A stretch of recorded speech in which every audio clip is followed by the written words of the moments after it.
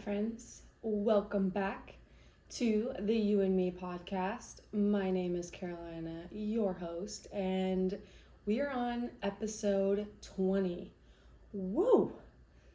For some of you that might just be tapping into this podcast, I am currently on week 2 of being unemployed, week 2 of not having a job, week 2 of being jobless. And last week's episode, I took you on a deep dive in detail, which, if you haven't heard, highly recommend. But essentially, I was bringing you on step by step of my morning routine. And today, I want to talk about how it's been going. I just accomplished my first week, and I want to start off by when I say week, for my routine, I only did it Monday through Friday. And I use the weekend as kind of a way to still incorporate some of the steps, but more importantly, spend time with family, friends, and maybe enjoy kind of getting off the routine.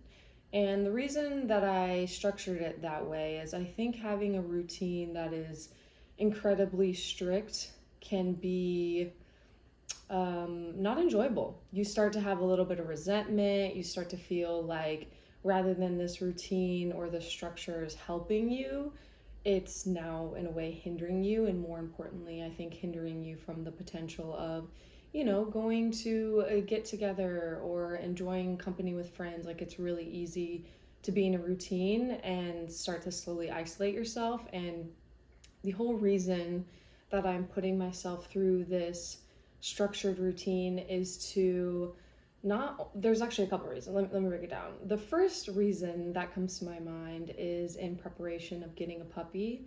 I know that having a routine and a structure really helps the beginning stages of a puppy, and having regular feeds, which means having regular potty time, which means regular having exercise and all of those things.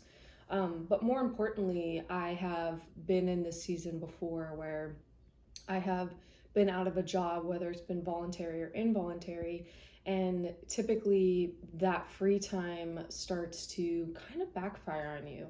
With a lot of free time, you start to think a lot and be in your head, and I felt it before where you slowly stop kind of taking care of yourself and you can get into this really dark place. So I told myself after 2 weeks ago when the event happened and I got laid off, I decided that I am going to use this time wisely. So to give you guys a little bit of backstory, if you haven't listened to last week's episode, essentially the first thing that I'm doing every morning is waking up at 6 a.m. And I want to explain why 6 a.m. For me, I know that I really enjoy early mornings. I know that early mornings aren't feasible for everybody, whether you work in hospitality and you work late nights or you're a nurse. I just want to say, first and foremost, we know that sleep is one of the most restorative healing practices that we should all be doing. And I know part of getting good sleep is being on that routine. So the first reason I decided for 6 a.m. was following my wake up. I go outside every morning and I sit there and I do a meditation, and that is something that is a non-negotiable every single day for me. Whether I'm out of this routine or not, I still make it a point to wake up in the morning and do my meditation. And that, for me, over the last couple years has really helped me become less reactive in everyday life, helped me become more mindful, and also just feels like I'm starting the day doing something for myself rather than just starting the day and already being of service. And so again, going back, the 5 days that I completed, I also over the weekend did my meditation as well, because like I said, that's just something that I can't live without, and I refuse to not do it every morning. That is like a non-negotiable. But after my meditation, I added into my routine a walk. And one of the biggest things that I noticed last week was my digestion. That to me came as a really big surprise. I have been going on the same route. It's a very gentle, just in the neighborhood. I'm putting on like a hoodie and sweats. I'm not even doing anything else. And I'm going out there with no phone, no anything, just myself. And one thing I've really enjoyed is just watching the world wake up. I know that I'm kind of in a perfect time right now as fall is transitioning, that the sun right now I think is rising around like 6:30, 6:40. I want to note how quickly that is changing too. Last week on Monday, when I woke up early in the morning, I had one of these awe moments where the sun was rising and the clouds were very colored and dramatic, and it was just like, ah. But then on the opposite side, you had this incredible, huge moon. Like I always say, it looks like an LED flashlight. And seeing that first thing in the morning really does make you just stop and say, wow. And as I'm now entering week 2, I'm recognizing that the sun is rising later every single day, and it is kind of crazy how quickly that's happening. But going back to my digestion, after getting in that walk in the morning, I've just noticed that like instantly I've been regular. And it was also really interesting to take note that over the weekend, when I didn't incorporate the walk and just kind of after my meditation dove into the day, however that happened, my digestion was off. So that I think has come to a big surprise for me, but also not really, because you hear like your digestion is going to get better when you start adding movement, because that is how your body is starting to like process. I've also noticed just the clarity I felt in the morning after or during my walk, when I know that one of the important factors of waking up is having sunlight in your eye, right? That resets your circadian rhythm. You have a rise in cortisol. It's like telling your body like, hey, we're waking up and we're being alert and we're being focused. And I really noticed that the first 2 days I was lucky enough to receive sunlight, and then in the middle of the week, as you may or may not know, but here in the Pacific Northwest, specifically in Oregon, it is a very cloudy space. And I noticed the days that the sun weren't out, it could have been a mixture of, anytime you start a routine, there's this level of excitement and motivation. And then obviously, as the days go by, you kind of start to naturally lose that excitement and motivation because it's no longer new.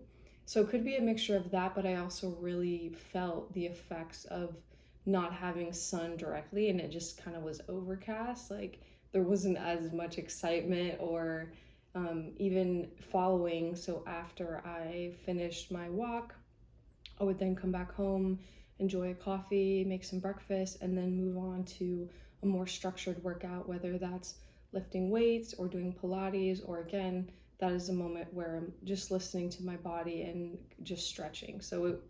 And that was another thing I wanted to know, as somebody who has kind of gone back and forth into having really disciplined workout regimens.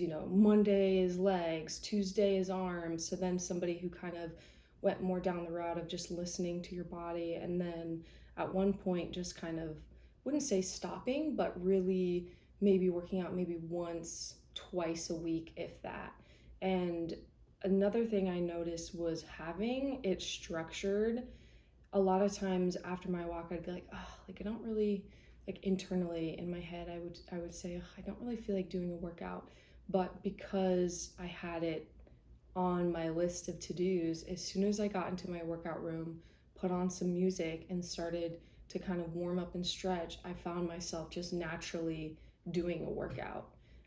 So that was also really cool to see. That I know you hear it all the time where it's like the hardest part is just getting yourself in the environment, whether it's at home gym or on the trail or at a gym. Like it's the point of getting there, but once you're there, you're like, well, we've already kind of done the hard part. And after I did a workout, I would then hop into the shower and get ready.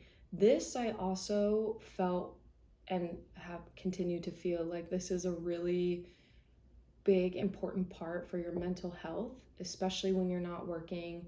And it's something that I know I'm currently working on, hopefully finding a job that is hybrid or remote, because I do feel like that really allows you to have a lot more work-life balance rather than being on site 5 days a week, or even 6 for some of us, 7 maybe.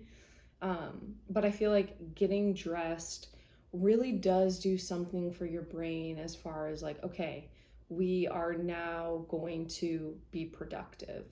I think wearing pajamas or like wearing sweats is incredibly comfy and we all do it. But I think it's nice to, and even when I say dressed, it's not like I'm getting dolled up for the nines. Like I'm literally putting on jeans and maybe a sweatshirt or, something very simple. But I know that has really helped me also be available when after I sit down and have finished this morning routine and then dive into, computer work or emails or whatever the day asks of me. When, and occasionally you get those texts from friends who are like, hey, let's make plans, or hey, are you available today? There's this feeling that you are ready to go, and you're less likely to back out of the plan or to not be available for those spontaneous calls, because you're like, I'm already dressed, I'm already showered, I'm ready, so let's go. So that was something that I think is really important. So now I guess I want to talk about like, how is everything going? First and foremost, I think I want to be honest with, waking up at 6 a.m. I think the only way to successfully do that is ensuring that you're going to bed early the previous night. I know we talk about morning routines, and nighttime routines are just as important, if not more, because it starts that cycle of waking up in the morning. And so one thing I'll note is I know in the evenings around like 9:30, 10, I would instantly get incredibly tired, like tired to the point where you're just like on your bed, rolled over, and you're out. So that was also another really great side effect of, not really being so much in your mind and staying awake, and just like your body is like, listen, we've been up for hours, like let's call it. I also wanted to note that within the day, I also was realizing how my hunger, like I'm a person that has had the habit of, waking up, doing your meditation, and boom, just going right for coffee. And I know that we've heard by Dr. Huberman, like waiting to have your coffee at least an hour and a half, allow some adenosine to float around in your body, and that's what kind of helps, prevent that 3 p.m. crash. I have been working on, like I said, waiting that hour and a half, and then having coffee. And I still do notice that by 3 p.m., naturally, I wouldn't say I necessarily get a crash, but that is when I tend to feel very snacky, feel a little less focused, and kind of feel like, all right, I'm kind of ready to end the hard part of the day. That's another thing I wanted to note, was that I find by doing this routine, jumping in and focusing has been a lot easier.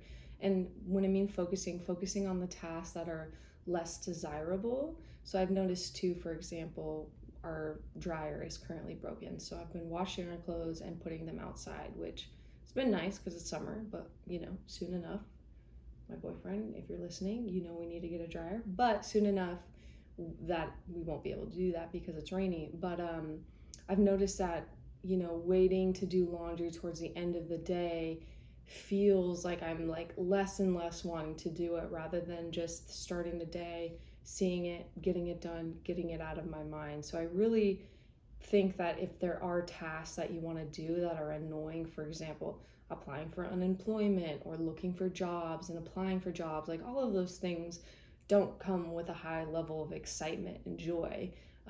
But it has been really easy to just sit down and focus. I think I talked about this briefly before, but one thing I'm also really recognizing and have known about myself is making lists. I think starting the day, and typically when I would have my breakfast and coffee, is when I would sit there and make a list, and I usually say to do or the goals of the day. And I found that keeping that list close by, then when your mind is wandering or you're like, okay, I just did all these things, like what's next, it does really help keep things on track. I also was thinking about last week, or being unemployed and not having a job, I think there's two perspectives on it. I think obviously the one perspective, as we all know, is you're like, okay, you're kind of living in a state of fear because you're wondering, like, when am I going to get my next paycheck? And I want to say that I have actively, and not always, but have been in this place now where I really think that not having a job can be a gift. Now, I want to know that saying does come with privilege. I'm in an opportunity or a space right now where my partner and I share a house, so it's not like I'm going to get kicked out if I unfortunately can't make rent, or it's not like I have an apartment that's like, hey, your rent is due on the first. Like, I do have some flexibility with that. And I also want to note that I am in a space where I do have people to support me, and I know that it may be a scary time, but I know that ultimately I'm going to be okay. So my point I'm saying that it is, this is a good time, is when you really have the opportunity to pause in life, when you have the opportunity to really reflect and not have to get up and go somewhere and waste your energy on things, it really does make you think about, who am I? What's important to me? And what are the next steps? And I think having the time and the space to think about that will then allow you to pick the job that feels right. For example, there's been previous times where I have been out of work and I've known that I've wanted to get out of hospitality and restaurants, but because I didn't have the space and the time and the privilege to pause, I had to unfortunately get right back and do the same thing. And I'm hopeful that I am at the point where I'm breaking that cycle, and the jobs that I am applying for are the jobs that I honestly want to be excited for. I really want to know about the culture, I want to know about the people, and I really want to find something that doesn't, I've said this before, just make you feel awful every single day, because that really does negatively affect you. And I am really hopeful that the job that comes my way and works is all of those things. And it may not be that forever, I'm no fool, but I am hoping that, at least for the next 2, 3, 4 years, that it does, I'm there for a while. Because I don't know if you guys have known, but I've been on the search for quite some time now. And the other thing I just want to know is, the big reason too I started this routine was really for my mental health. I, have been on both sides of the spectrum, and I will say last week that of course there's moments where you're thinking like, okay, this bill is coming up, and then what about this, and how are we going to figure out this?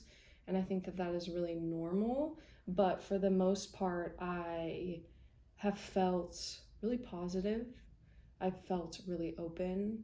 I have felt like I'm continuing to believe that everything is working in my favor. And today is Monday, and we're starting week 2 of the routine, getting up at 6 a.m. And I feel hopeful, and I'm hoping that this week we lock in some interviews, we figure out unemployment and get that rolling. I think I might have talked about this before, but as a backup plan, my last resort is potentially doing Lyft for a little bit just to make some money. And last week I had successfully filled out the application, got the car inspected, got all the little phone mount, and even ordered myself like a seat covering. So I am doing what needs to get done. And I just want to say that if you're listening to this podcast and you are in a space where you don't know when your next paycheck is going to be, whether you're doing freelance or you are out of a job, I think one of the best tips I can give you is focus on the things that you can control. Like, we know movement is going to help your mental health. We know eating right is going to help your mental health. Getting out there, going for a walk, getting fresh air, talking to friends and family is going to help your mental health. And I think the more that you can really focus on that and set yourself up to then position yourself, because I think another thing is a lot of people who, you may look at their LinkedIn or their resume or their profile in some capacity. It's really easy to be like, wow, they're killing it. And my number one question is always like, well, how did you get to where you wanted to go? And I think that, oftentimes we hear the rhetoric of working hard. And I do believe that there is a time and place to really put in all efforts. But I think that we are slowly waking up, especially if you are in the like middle class, lower class, don't have a bunch of money, don't come from a bunch of wealth. You're recognizing that is a little bit misleading. We do hear work hard, get an education, and you'll get where you want to go. And we know that isn't always the case when we have systems that are very much so built in to progress the people that maybe have the money to send their kids to a high level college where maybe the parents are able to pay for you while you do that internship. I think a lot of it has to do with luck, and I think sometimes the more that you see things for how they are, it feels really defeating and aggravating and really unfair. And I've been trying to work on, rather than just being pissed about it and feeling like, well, this is my situation. Um, Again, I'm not wasting my energy and thinking that I'm going to work incredibly hard for a job that doesn't respect me or doesn't pay me, because that is a waste of my time and energy. But what I will work hard on is taking care of myself and the people that matter, and really trying to apply myself where it feels a little bit more respectful and it doesn't just feel one-sided. I had a thought. I wrote down notes on every single day of just maybe things I was feeling or recognizing. And I already touched on the cloudiness, how the lack of sun, I could really feel a difference in my mood. And one of the solutions or goals that I would like to do is, I know that on the market there's a bunch of lights that you can buy that kind of mimic the sun, and that really helps in mood. So that is definitely something on my list of things I'd like to buy. The other thing I really was thinking about, actually, on day 4, so that was on last Thursday, I thought about, I said, it's radical when you act out of self-love and you have boundaries, that the people who don't have self-love and boundaries have a problem with that. And the example I thought of was, there was a moment in time previously where I, went on a little bit of, I wouldn't say vacation, but went on a weekend trip, and I wasn't available for my job. And that was then used against me, like, oh, well, we had this event available, but you weren't available. And I think it would be different if, it was something that was planned and then I called out of it and, didn't do the proper steps. But because my trip was planned way before and it was a weekend in which I don't typically work, to then have that kind of used against me made me think about how sometimes jobs want you to always prioritize them, and they're asking you to miss birthdays and miss get-togethers and always be available for the work, and you will probably be deemed as the best worker there, and that may feel really rewarding. But at the end of the day, is it worth it to miss, your lover's birthday or your best friend's celebration or graduation or whatever? And I think I always come back to this thought of, I've seen and I've heard a lot of people who are kind of on their final days on this earth, whether most of them are, pretty old, they are being interviewed and they're always asked, like, what do you regret in life?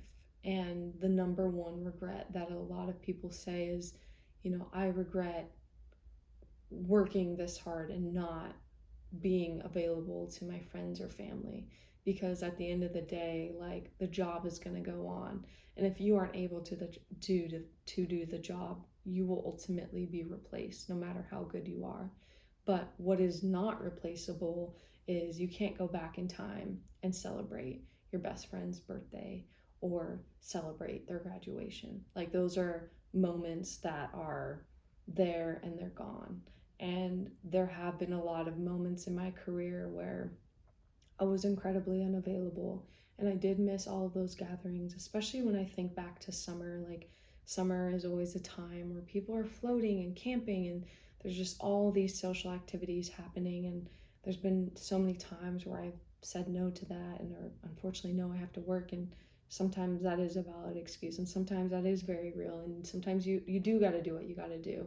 But I think that there's a fine line of recognizing that really what is important is not having people who don't know you, who don't value you, try to dictate when you should show up, how you should show up, and eliminating your free time.